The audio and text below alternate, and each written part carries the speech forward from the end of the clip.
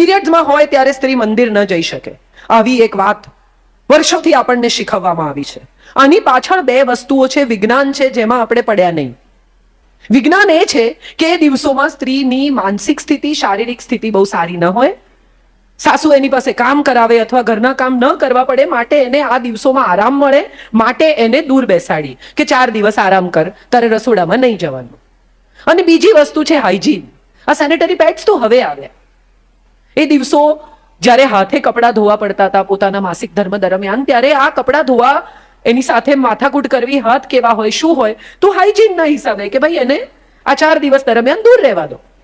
એને આપણે આજે પણ ઠોકી બેસાડ્યું, ભગવાન સાથે જોડી દીધું, ઈશ્વરમાં મંદિરમાં નહીં જવાનું, ઘરમાં પૂજા નહીં કરવાની, આમ નહીં.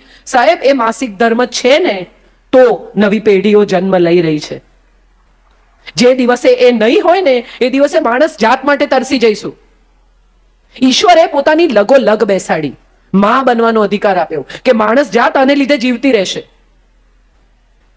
અને જે સ્ત્રીઓ, હવે વુમન એમ્પાવરમેન્ટનું વીક ચાલુ થશે, રોજના 2-3 કાર્યક્રમો રહીશભાઈ. અને એવી સ્ત્રીઓ કે જે બધી ઓલરેડી એમ્પાવર્ડ છે એને જઈને આપણે એમ્પાવર કરવાની. પિંક પહેરવાનો આજે કોડ છે ને કાલે આમ કરવાનું ને પછી વુમન એમ્પાવરમેન્ટની પાર્ટી. મારે એ તમામ સ્ત્રીઓને પૂછવું છે કે વુમન એમ્પાવરમેન્ટના નામે કેટલી સ્ત્રીઓએ પોતાના ઘરની બાઈને અડધા દિવસની રજા આપી. વુમન્સ ડે છે ને તો એને પણ અડધો દિવસ એના પરિવાર સાથે રહેવા દો, એને પણ મનાવા દો છુટ્ટી. નથી કરતા આપણે. વુમન એમ્પાવરમેન્ટ એટલી જ સ્ત્રીઓ માટે છે કે જેટલી ઓલરેડી એમ્પાવર્ડ છે એને ખબર છે કે આ વુમન્સ ડે છે. પેલી તો બિચારીને કાંઈ, એને 8મી માર્ચ બી ખબર નથી. એ માંગશે નહીં અડધા દિવસની રજા, એનો કોઈ અધિકાર નથી. મધર્સ ડે નો દિવસ હોય, છોકરાઓ માને કાર્ડ આપે ને, ગિફ્ટ આપે ને, સરપ્રાઈઝ આપે ને, પાર્ટી કરે ને, અને ઘરની બાઈ છે એનું છોકરું માંદું પણ હોય તો આપણે કહીએ કે આજે તો ઘરમાં બધા જમવામાં છે, આવી જજે ટાઈમસર. કેમ એને મધર્સ ડે નથી? આ બધી સગવડો, સવલતો, મજાઓ, દિવસો એના માટે છે જેની પાસે ઇકોનોમિકલ એવું બેકગ્રાઉન્ડ છે કે જેને આ પોસાય છે.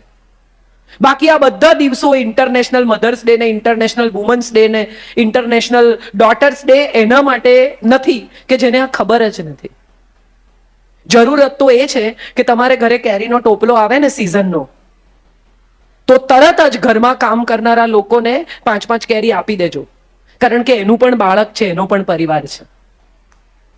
અહીંયા આવવાનું સ્વીકાર્યું એનું સૌથી મોટું કારણ, આ તો બધાએ મને પછી માહિતી આપી, ગૂગલ પર સીકે પીઠાવાલા વિશે ખૂબ માહિતી છે અને જે મેં રિસર્ચ કરી, જોઈ, વાંચીને હું આવી છું. આ બધા તો હવે કહ્યું કે આમ એમણે કામ કર્યું ને, જે દિવસે મને ઇન્વિટેશન આવ્યું એ દિવસે મેં ગૂગલ પર સીકે પીઠાવાલા સર્ચ કર્યું. હવે તો આપણી પાસે દરેક ચીજ માટે માહિતી છે. અને જે સ્ત્રીઓ એમ્પાવર થવા મથે છે, યુદ્ધ કરે છે, પુરુષને આમ ને પુરુષને તેમ, એ બધી સ્ત્રીઓ ભૂલી ગઈ કે વોશિંગ મશીન, મિક્સરથી શરૂ કરીને સ્ત્રીને સવલત આપતી તમામ વસ્તુઓ પુરુષોએ બનાવી છે. આ બધા ભૂલી ગયા. સ્ત્રીનું કામ ઘટે. હવે તો રોટી મેકર આવે છે, તમે લોટ નાખો, તેલ નાખો, પાણી નાખો, ફટાફટ રોટલીઓ બહાર આવે. આ કોણે શોધી? સ્ત્રીએ.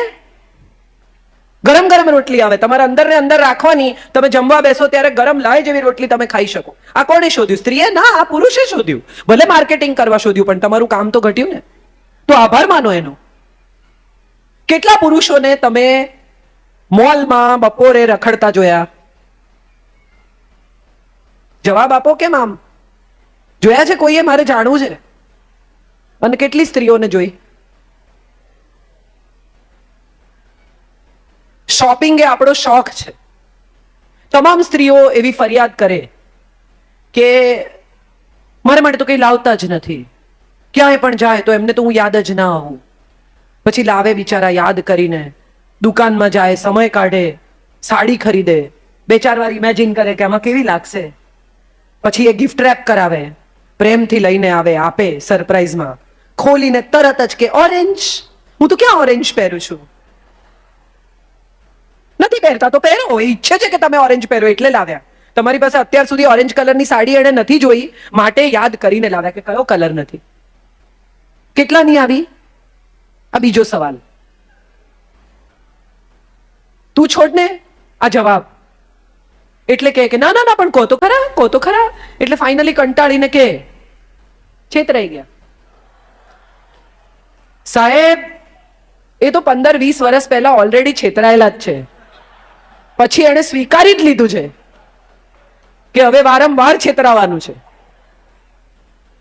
હમણાં એક બહુ સુંદર શોર્ટ ફિલ્મ જોઈ મેં ગોવા ફિલ્મ ફેસ્ટિવલમાં. બહુ અદભુત ફિલ્મ રહી છે, નાની 7 મિનિટની ફિલ્મ. એક સ્ત્રી છે, એક પુરુષ છે, બે જણા સવારે બ્રેકફાસ્ટ કરે છે. સ્ત્રી કહે છે કે મને માથું દુખે છે. એટલે પુરુષ કહે છે કે તું ના જા ઓફિસે, ઘરે રહે, આરામ કર. એટલે ગ્લાસ ઉઠાવીને એના મોઢા પર પાણી મારે છે અને કહે છે માથું દુખે તો ઘરે રહું, જા ઉઠ, એક ગ્લાસ પાણી, એક માથાની દુખાવાની ગોળી લઈ આવ, એટલું બી નથી થતું તારાથી? ઓકે, ઉભો થયો, ઊંઘની ગોળી લઈને આવ્યો, પાણીનો ગ્લાસ લઈને આવ્યો, એને આપ્યું.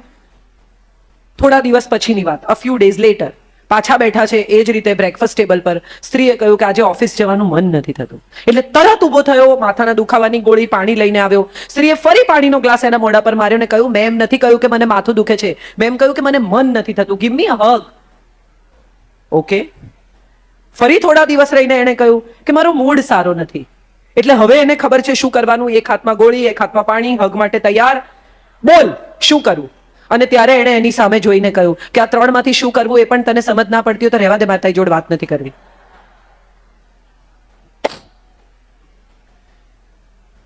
જ્યારે રામ વનવાસમાં હતા, સંપૂર્ણપણે સીતાના, કોઈ બીજું ઇન્ટરપ્શન જ નહીં, ત્યારે સીતાએ કહ્યું જા સુવર્ણ મૃગની કાંચળી લઈ આવો, સોનું લઈ આવો. સોનું ક્યાં છે મારી પાસે? અને જ્યારે આખી સોનાની લંકામાં લઈ ગયા ને સાહેબ, ત્યારે એણે કહ્યું હવે લંકા નહીં, હવે તો રામ. આપણે બધા આવા છીએ. સાડી ખરીદીને બહાર નીકળો કે તરત બીજાની જોઈને એમ થાય કે યાર આ લીધી હોત ને, આ બેટર છે. સામેવાળાના ટેબલ પરની વાનગી જોઈને દરેક વખત એમ થાય કે આપણે મેનુમાંથી ખોટી ચીજ મંગાવી. શેને માટે આવું કેમ થાય છે? હવે એના કારણોમાં ઉતરીએ. આનું કારણ એ છે કે બાળપણથી એવું શીખવવામાં આવ્યું છે કે તમારી વચ્ચે અંદર અંદર હરીફાઈ છે. સમાજે એવું શીખવ્યું કે એક સ્ત્રી બીજી સ્ત્રીની હરીફ છે.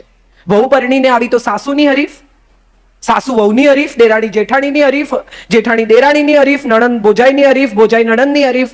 એકચ્યુઅલી એવું કશું છે જ નહીં, બધાના પોતપોતાના સ્થાન છે. તમે આઈસ્ક્રીમની સાથે ભજીયા ન જ ખાઈ શકો. આ બધા જુદા જુદા લોકો છે અને દરેક માણસનું જુદું સ્થાન છે. દરેક વ્યક્તિનું પરિવારમાં અલગ અલગ મહત્વ છે. એ અલગ મહત્વ પ્રસ્થાપિત કરવાને બદલે આપણે પેલા બીજાની ટેબલ પર જે વાનગી છે ને એમાં યુદ્ધમાં ઉતરીએ છીએ. પેલું લાવો. ભાભીને કેમ પૂછે? મને પૂછ.